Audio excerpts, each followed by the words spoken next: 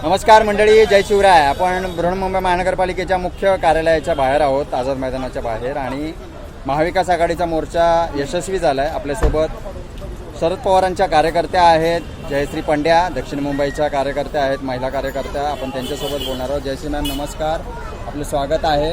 आज मोर्चा यशस्वी झाला आहे, पवारसाहेबांचं भाषण झालं. पहिल्यांदाच ठाकरे बंधूंच्या सोबत हा राजकीय एक कार्यक्रम झाला. काय भावना आहेत, काय बोलाल तुम्ही? EVM घोटाळा असो, सत्याचा मोर्चा असो, मतचोरी असो, काय बोलाल? नक्कीच आजचा जो मोठा भव्य मोर्चा होता तो खूपच सुंदर होता, कारण की अपेक्षापेक्षा पण जास्त मतदार इथे आले होते. परंतु मला तर शॉकच बसतोय, कारण की मतदारांची एवढी चोरी, एवढी भव्य चोरी हे शक्य नाही आहे. ज्या छोट्या घरामध्ये 10 ते 12 माणसं राहतात त्या घरामध्ये 150 मतं, हे किती योग्य हे आहे का? हे खरं आहे का? ही मतदारांची चोरी खुल्या मोठी आहे आणि आपण त्याला वाचा फोडतोय. तरीसुद्धा एक निवडणूक आयोग हे निवडणूक आयोग झोपलं आहे का?